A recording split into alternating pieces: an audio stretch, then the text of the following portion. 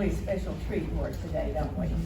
We have two very special guests, Congressman David Kustoff and our First Lady, Maria Lee, and we're so excited to have you both with us today. First, we're going to hear from Congressman David Kustoff, who's going to kind of update us on the election and some other important issues. And then we will hear from our First Lady, Maria Lee, who will give us some information about her initiative, Tennessee Serves. But first, let me just tell you a little bit about David Kustoff. It's all good, David. David's roots run deep in Tennessee. He was born and raised in Shelby County.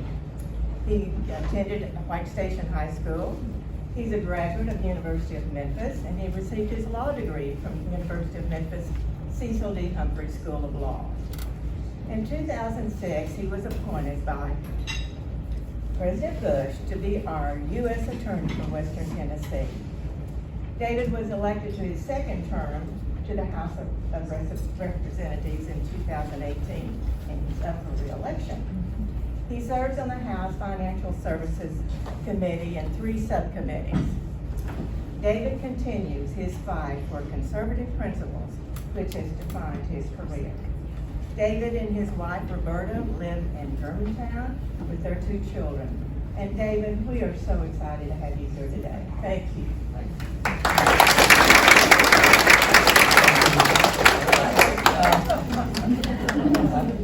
We're in violation. Go ahead. Well, Rita, thank you very much for that nice introduction. I've got to tell you, it's great to be with a group of women not named Pelosi, Omar, AOC. It really feels good, I got to tell you. Maria, we are very pleased and honored to have you here all the way from Middle Tennessee. It's a big state. You and the governor do a great job of representing Tennessee, and we appreciate you all so much.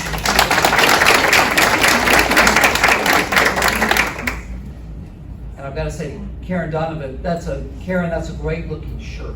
I just got to say, that looks good. Talking about how excited we are to put these on. Well, now, I've got about 10 minutes. So and I don't want to divert anything from the First Lady, but I'm going to tell you, I think here, and we've got we are 90 days. We've got the primary election tomorrow. We're 90 days away from November 3rd from the election, exactly 90 days away. So I'm going to ask. Usually every 4 years about this time, somebody like me stands at a podium or a microphone and says something about the election. What do we normally say? Yeah. Well, we also say something else about the election. Most important election. That's right. So you get a prize. So I want to tell you, I went to Tulsa for President Trump for the rally that he had in June, and I brought back this mask. It's unused, it's brand new. I'm going to give it to you, so congratulations.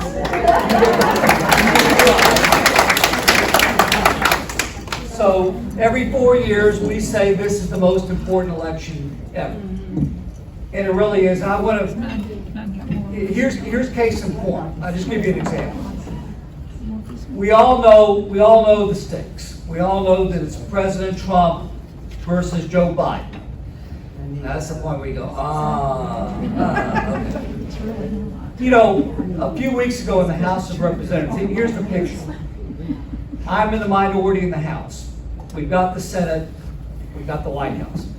So a few weeks ago, we took a vote in the House. And the vote was to make Washington, D.C. a state.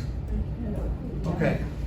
Now, Representative White, you and I have had civics. We know from our class, Washington, D.C. was never intended to be a state. Well, it passed the House, pretty much along party lines. All Democrats voting for it, Republicans voting against it. It won't see the light of day in Mitch McConnell's Senate, and certainly President Trump would never sign it into law. Now, play that out again if Joe Biden is president. It'll pass the House. It will then go to the Senate where it will pass, and President Joe Biden will sign it into law. So we'll have 2 new Democrat senators. We'd have a new Democrat congressman, and then there's no stopping Puerto Rico becoming a state. There's no stopping Guam becoming a state. You see what I'm saying? This is a very precarious time in our history. And I look at where we are now, right now. If you look at the 14 days of early voting in Shelby County, I've got good news and bad news.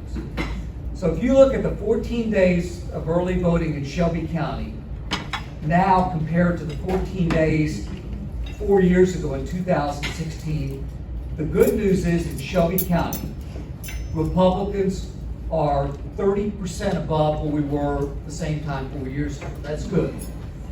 The bad news is, if you look at the Democrats, where they were 4 years ago compared to now, they are up 106% compared to 4 years ago. You can go to Trey Hargett's website and take a look at the same statistics that I look at. So the reason I bring that up is, I think that this August election is a precursor to November. The better that we do here, the better we can do come November.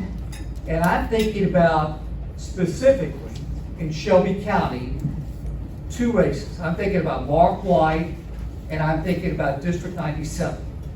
Because don't think that the Democrats don't have their eyes on those 2 legislative seats.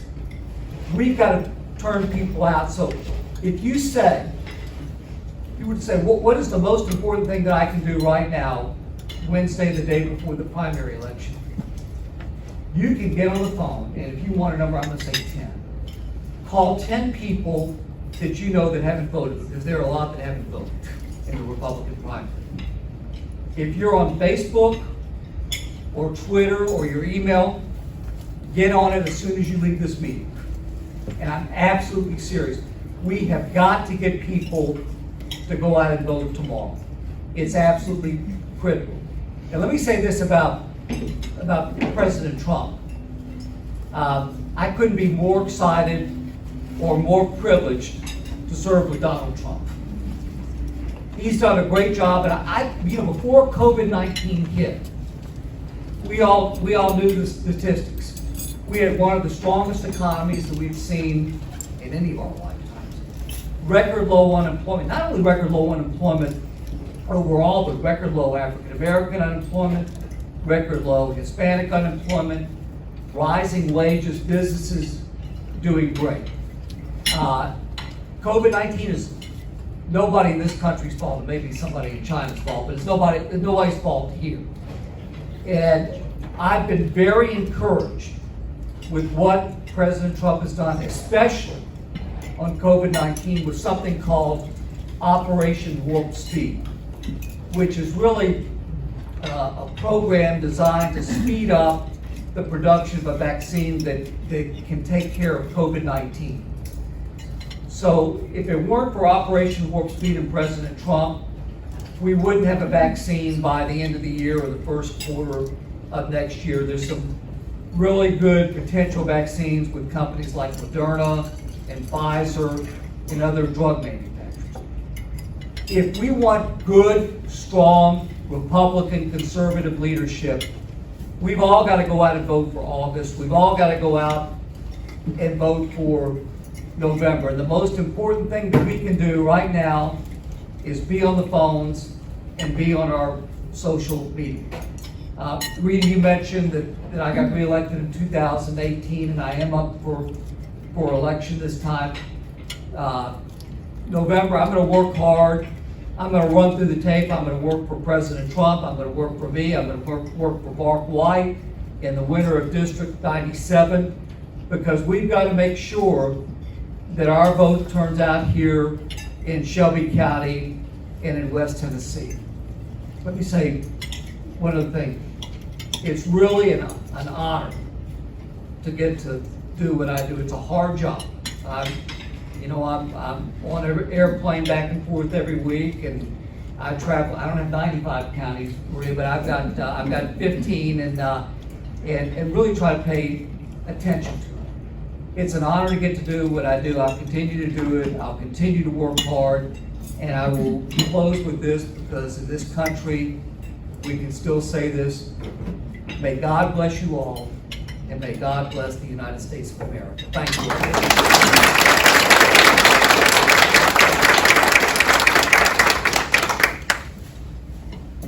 Thank you, David. It's always a pleasure.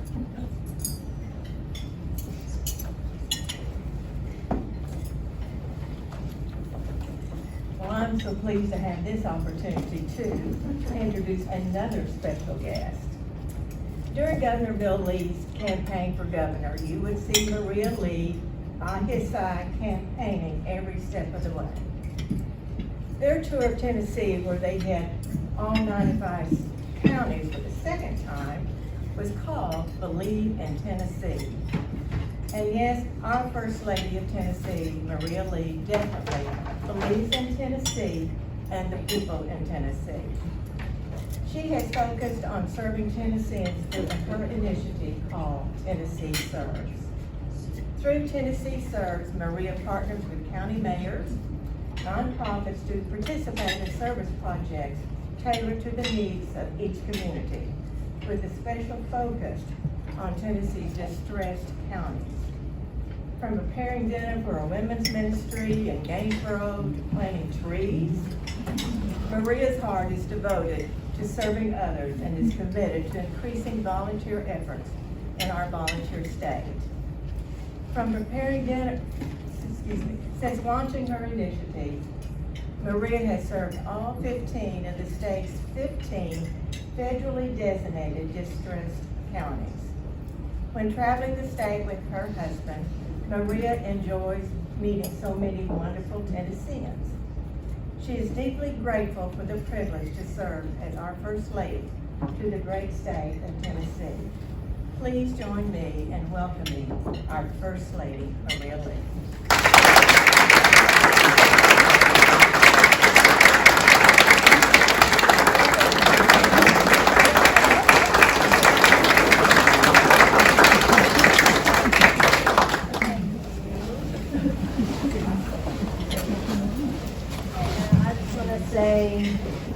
Today, thank you for what you're doing for all of us in the state of Tennessee and DC.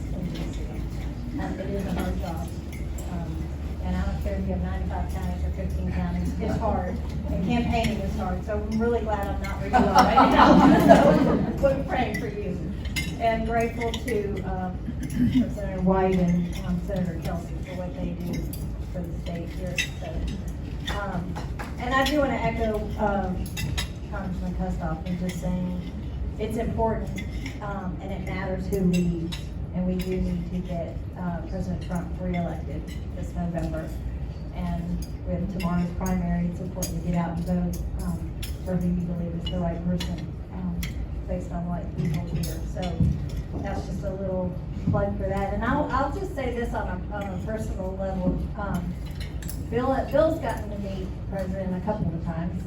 I got to spend a day with him when he came for the tornadoes. And I'll tell you, who he is in person and one-on-one is not the person you see a lot of times on TV.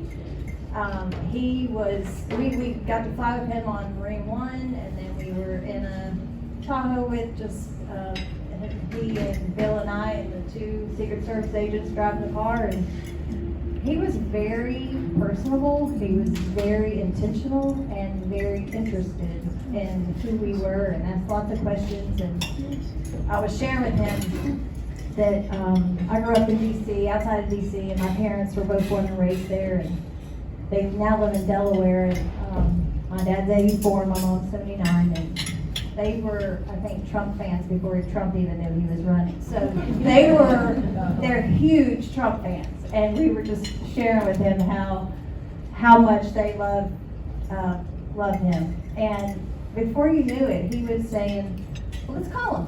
Let's get him on the phone. Call him. I'll talk to him. So before I know it, I'm dialing dialed her number, and he is talking to both my parents on the phone. And I was in the back crying because I knew how much it meant to my parents. I mean, they, never in their lifetime would thought they would get to speak to a president, much less one they really, really have a lot of admiration for and are grateful for. So, just a little glimpse into the person and who he is outside of the political realm. So, that was a little aside. But I just want to say thank you to Rita for having me come today, and I'm glad to be here.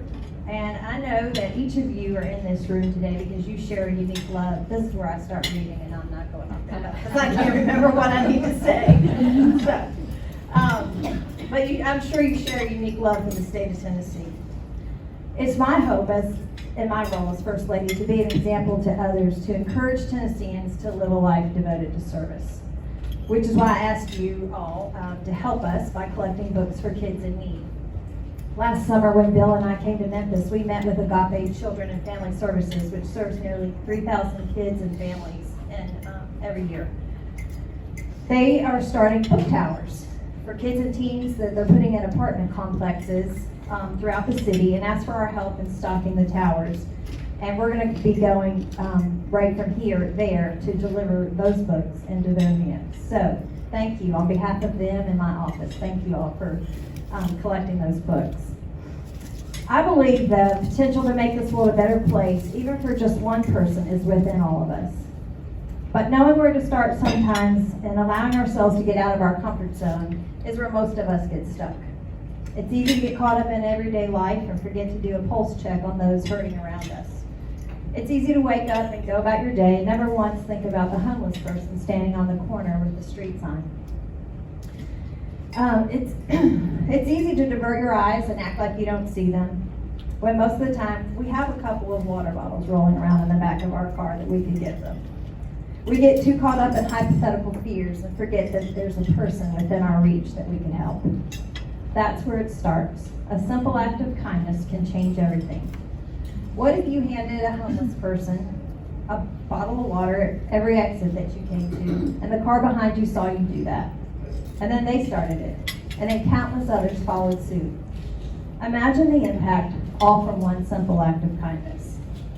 That's the potential that's inside each of the one of us that we can make a difference. When Bill and I made a decision to run, it was born out of a desire to serve.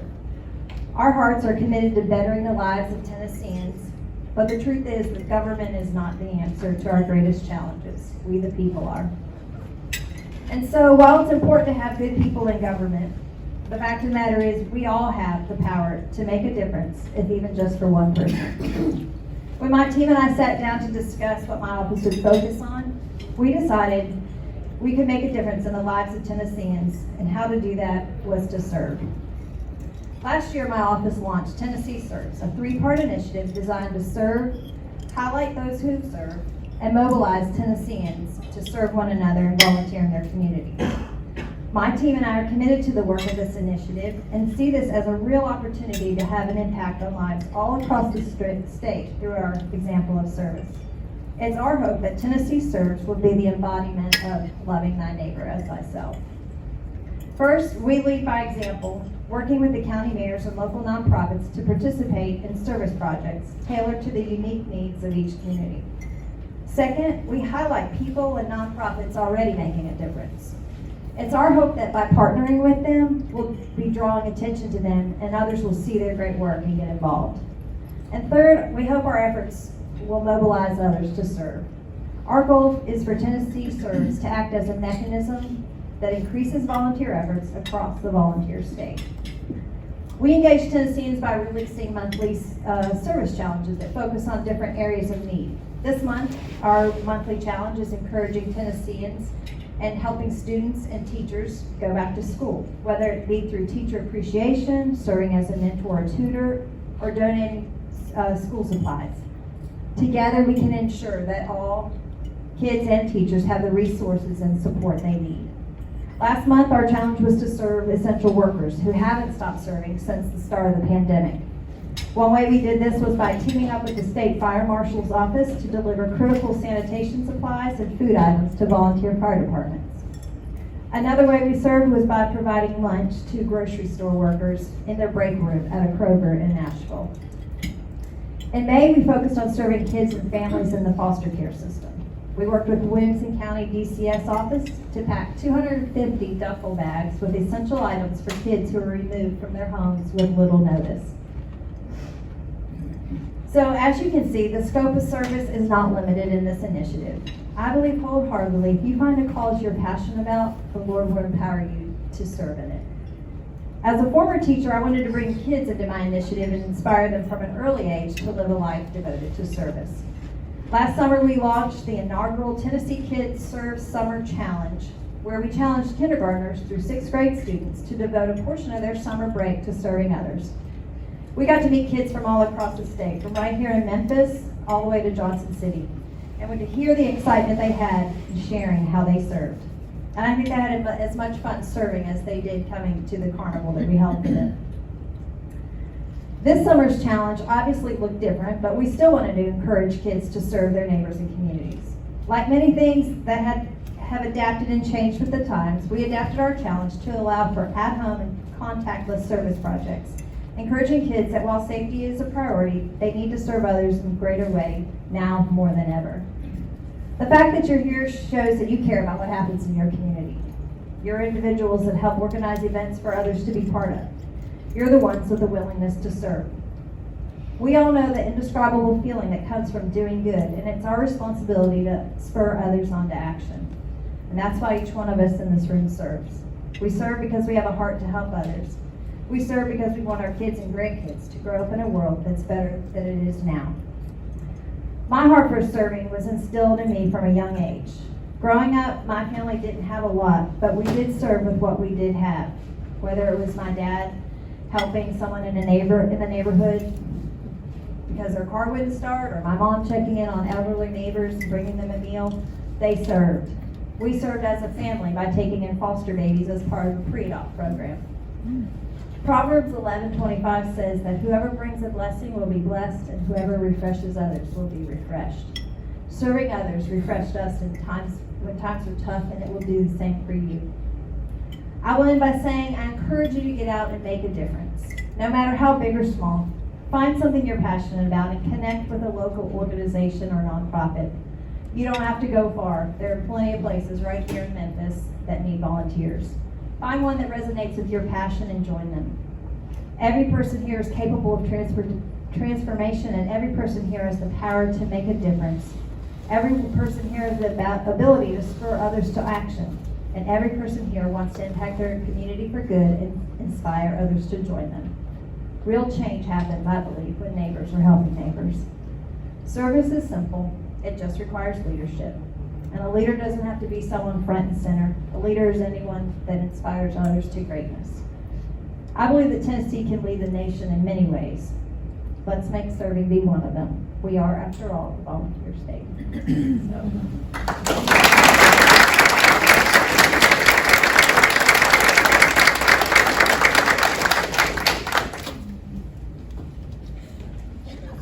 I know, sorry. I don't want to get in trouble. You should get yourself. On behalf of the club, we would like to donate these books. They were on the list that y'all sent. Thank you so much. And they're just such a wonderful variety of books too. And every child deserves a good education. So thank you for what you're doing to make that happen. Thank you all. Thank you to you all for doing this, and we can bring them to them on your behalf. They've got a curriculum and everything that's going to go with them, and have them leveled out according to age groups. So thank you all for doing that. We really appreciate it. Can we get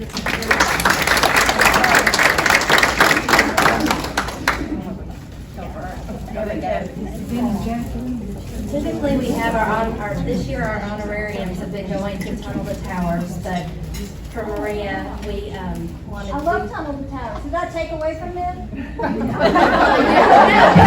Guess what? We're going to donate for David to Tunnel the Towers. It's a win-win. Yeah, I'm with Maria. My husband's a volunteer firefighter. firefighter, and Tunnel to Towers is such a wonderful organization, so I'm glad that as a club we chose to do that. So, David, we're going to make that donation right now.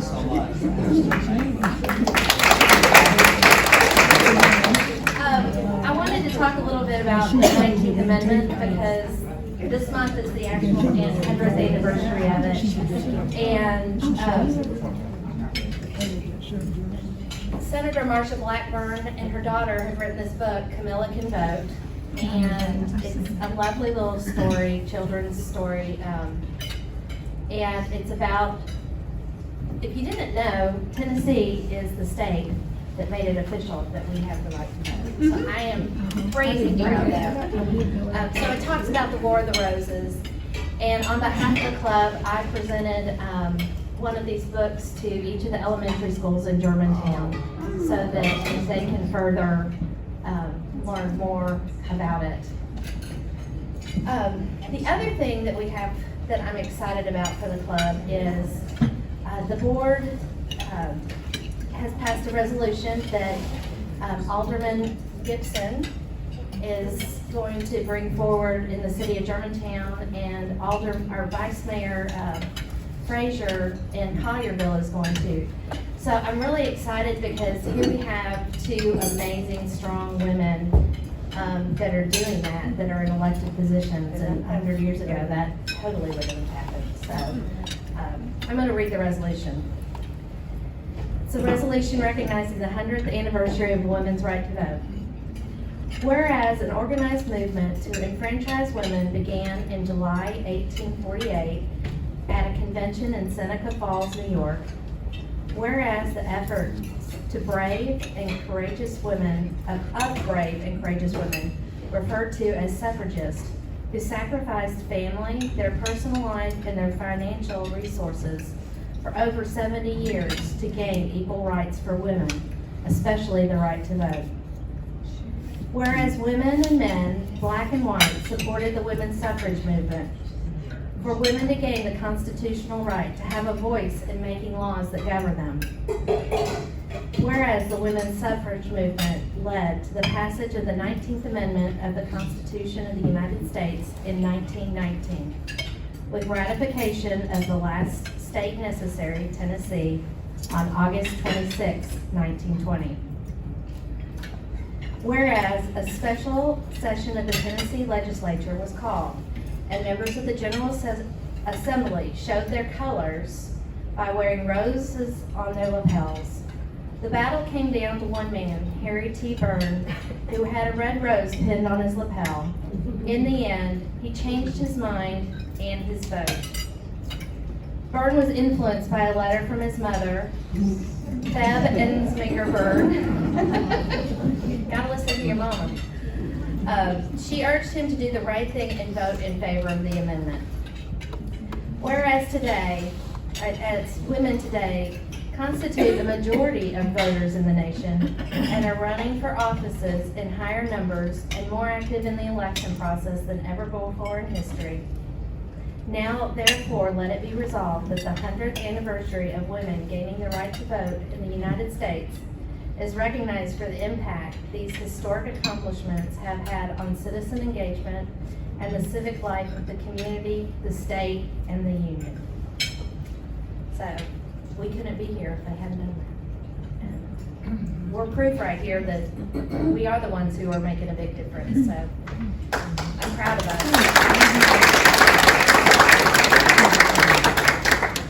Okay, so Gail Bennett, would you mind stepping up?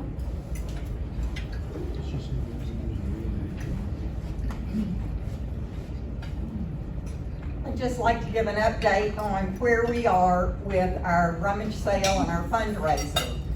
We had a meeting of the rummage sale committee to sort of review where we are and what we've done so far to this point. What we found is we contacted the town of Collierville, where we'll be holding the sale, and we're really sort of pushed from one person to the other, and finally we ended up in the lap of the health department. Shelby County Health Department, where we were able to get a 13-page document of what is required for us to hold the sale. So, in reviewing this document, there were a couple of things we found out. One, it's clearly stated that festivals, fairs, parades, large-scale sporting events, and large-scale community events are not permitted. Well, that was a little upsetting. And two, as we looked and read through the document, if we were able to get clearance from the town of Collierville, the constraints put forth by this document made it clear that the safety measures required to hold the sale would be enormous, and we really couldn't guarantee the safety of our customers, let alone our workers. And three, the vendors required to pick up and get our items to and from the sale were a little iffy if they could help us. So we voted, and it was a unanimous vote, and we are not gonna have the rummage sale this year because of all of these constraints. However, next year's sale will have to be bigger and better than ever. So ladies, unfortunately, we have filled up 2 units. So if you could, as you gather things, put them in a little spot in your attic, and as we get to January, February, as we see where things evolve with COVID, then we'll see how we will evolve with our garage sale. So we're gonna hit it hard next year, and we will need everybody's help, and we're counting on you. So thank you, and thank you for being patient. Right now, drop-offs to the storage unit are suspended because it's full. So, thank you again.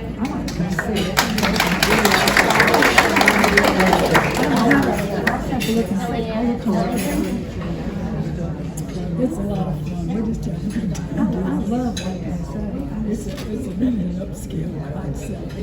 Hi, everybody. So good to see everybody. Again, it's been a while since we last met. Excuse me.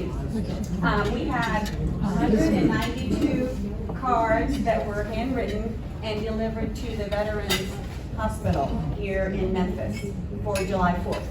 So we had several people that volunteered and wrote 30, 60, 20 cards each. Very, very helpful. And I did get a thank you note from them. They greatly appreciated that.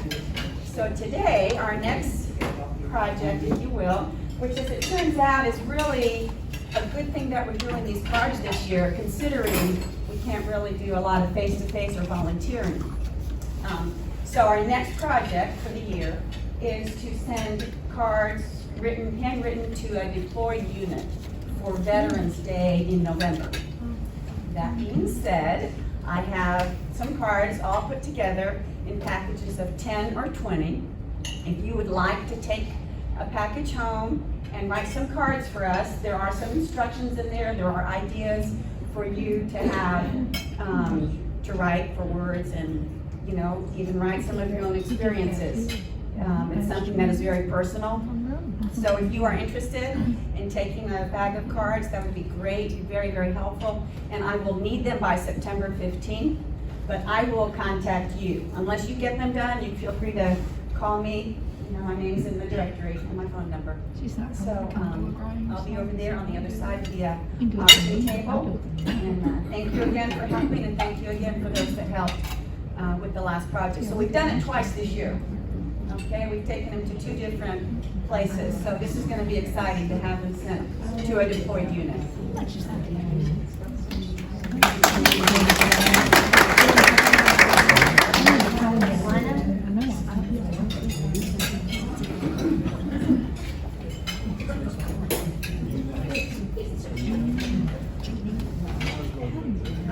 Most of you are aware of the Barbara McAndrews Iris Fund. I was gonna say, that's a time. What I'm I was just getting ready to say. It is a PAC that was organized to help our state candidates running for office. And we always have a large fundraiser so that we can, they can disperse this money statewide. Last year, the Iris Fund was able to, or 2 years ago, was able to give $13,000 to candidates to help with their re-election in the general election. As with everything else, our fundraiser this year was canceled. And we have asked that those that would have been participating in this, or if you would like to participate, that you would donate the cost of the luncheon, $35. Or if the mood strikes you to be more generous, more. If you donate under $100, your name doesn't get put on any list, you don't get contacted with anything else. But this is it's very worthwhile. We had a lot of local candidates 2 years ago that benefited from this fund. And with the fundraising and the campaigning the way it is now, I think they can use all the help they can get. So, if you're interested, you can write a check to the Barbara McAndrew Iris Fund, give it to me, or send it to me in the mail because I am treasurer of the Iris Fund.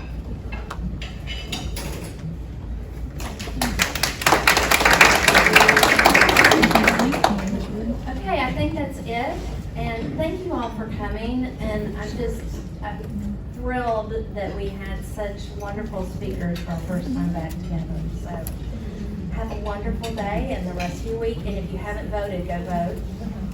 I didn't know whether you wanted to announce that next month's meeting. Oh, yeah, sure. I was thinking it would have been nice maybe to have said something before Maria left, because next month is our September meeting that we always have it for Literacy Month. And, you know, we will again be giving out about 150 dictionaries to 2 different schools, which is, one is Forest Hill Elementary, and the other one is we're going back to Brinkley Heights Urban Academy. And if you don't remember the story about that, we will refresh your memory. You'll need to come back next month to hear it, because it's a wonderful story how that school was started. And our speaker will be another state officer, which is Tennessee Commissioner of Education, Dr. Penny Schwinn. Wow. And I'm just gonna guess that we're probably gonna be at the same limitations that we were today. So reservations will be required, and there will not be a standing list if that's the case, so. But thank you for coming, have a great week, go vote, go tell 10 friends to go vote. We're adjourned.